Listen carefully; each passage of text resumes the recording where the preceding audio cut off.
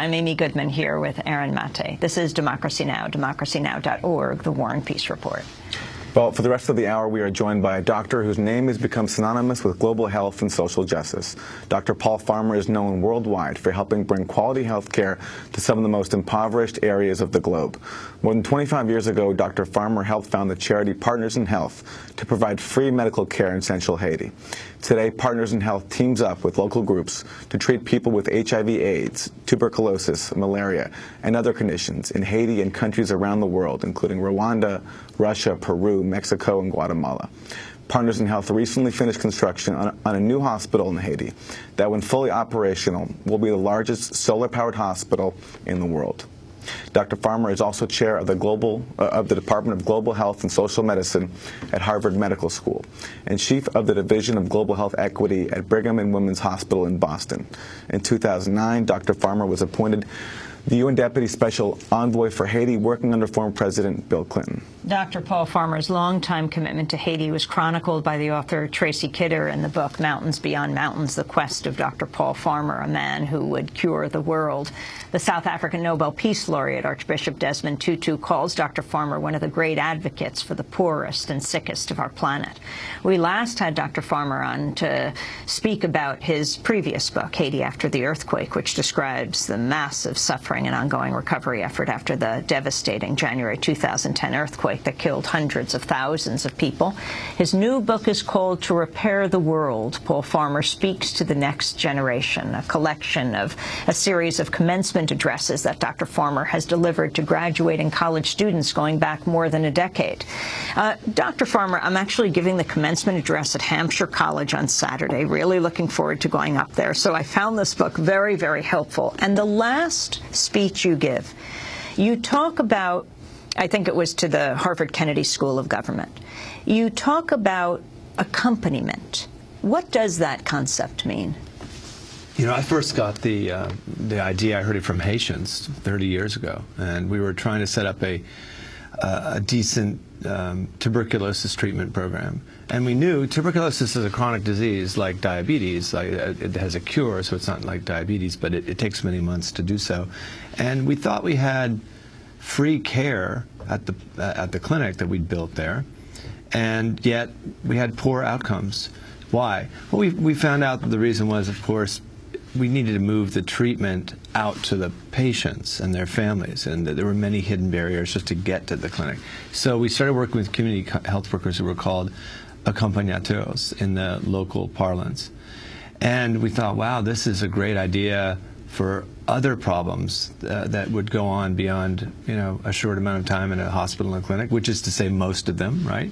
And so we started pushing forward that model, brought it back to Boston, you know, to just say we need this in Boston too. We have great hospitals like the Brigham where I work, but in the shadow of the Brigham and the other Harvard teaching hospitals, people facing other problems, not the ones in Haiti, but housing instability, poverty, you know, racism, the problems that have made it difficult for some people in our cities. They need this too. So that particular speech is to say, well, what about foreign aid? You think this ADD approach that we've seen after Haiti is a good way to approach foreign aid, where everything is so short-term, where there's so much conditionality?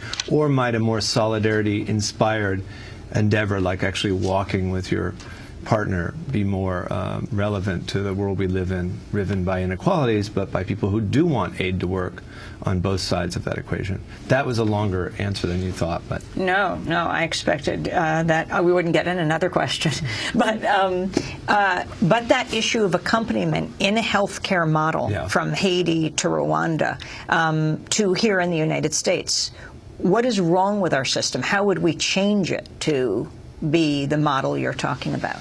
Well, what's wrong with our American system is that we don't have, or there are maybe many problems. Some of them being addressed. We have so much money going into the system, so we ought to have a good system. But one of the problems, and one I'm obsessed with, is how do you reach from a hospital to a community-based health center and then on into people's homes? That's what we've had to learn in treating chronic disease. You know, when people said you couldn't treat AIDS in Africa, you know, we said, well, that's not true. I mean, here's a model that would give you better results than in a, you know, sprawling American city, and you could do it in a rural area.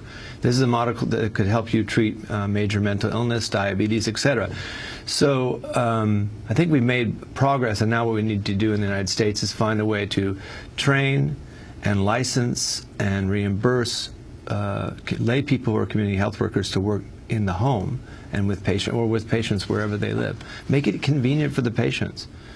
These treatments for 1 or 2 diseases at a time that people with chronic illness face, including elderly people, they're difficult and annoying, and you have to go back and forth. And you go to other countries like China, which I don't know very well, but when I was visiting hospitals in China, they were asking people with chronic disease to go get their prescriptions filled every 2 weeks, and they would come back and stand in long lines. So imagine if you're frail or sick, and you're asked every 14 days to go back to this overcrowded hospital to get your prescription filled. It makes no sense at all. And that's the basic pathology of the American healthcare system. It doesn't have a good community-based or home-based component. There are other pathologies too, and they're being addressed, I hope, increasingly. Well, you've lived and worked in Rwanda for a long time. And I'm wondering if you could talk about your work there and what you think we can learn from how Rwanda has transformed their healthcare system. Well, the work in Rwanda has been very uplifting for Partners in Health, for me, for our partners from Harvard, in part because we made a bet almost 10 years ago that if we could, as a collective, take this model, I'll call it accompaniment, but I'm not just talking about community-based care, I'm talking about rebuild a system that has hospitals, clinics, and community-based care. If we could go to a place with great need, especially maybe in terms of infectious pathologies like malaria, TB, HIV, which we know a lot about in our team, post-conflict setting, maybe one even written off as hopeless, but with a government committed to rolling out basic services in health and education to poor people in rural areas. If we could find all that, we would see something miraculous happen in the course of a decade, and we did. That's why we went to Rwanda. We went with the Clinton Foundation and other partners, and worked with the Ministry of Health of Rwanda, and that it's been the most rewarding decade in my life as a doctor, just to see how the reversal of fortune, how quickly it could happen. Just to give you some numbers, the life expectancy in Rwanda has probably doubled over the last 10 years, and the declines in mortality, especially among children, women in childbirth, declines in mortality among those who already have tuberculosis, malaria, and AIDS, these are the steepest declines ever recorded in human history. So explain exactly what you did. Well, we worked with the Rwandans, as did many other people, and I'm not suggesting that there are many other groups, but the key is working with the public sector. After all, eventually, if people have a right to health care, it will be the public sector and not non-governmental organizations or universities from the United States that will confer those rights. So we worked to build a system, and the system stretched, as I said, from community health workers to clinics where the majority of care is given. Those are run by nurses. To having in every district a hospital. Partners in Health ended up building or rebuilding 3 of the 30 district hospitals, and including even starting a cancer center, probably the first cancer center in rural Africa anywhere. But it all fit into a system, and they're called vertical programs in public health, so an AIDS program or a family planning program. Those are vertical programs. What the Rwandan government and authorities said is, we want those vertical programs to strengthen our health system, our Rwandan national health system. And we did do that, and we were pushed to do that. And the result is, I think that's why that decline is more steeper in Rwanda than in other places, and why it's the only country in sub-Saharan Africa on track to meet all of the health-related Millennium Development Goals. We're going to break and then come back to this discussion, and of course we'll go south to look at Haiti. This is Democracy Now!, democracynow.org, The War and Peace Report. Back in a minute.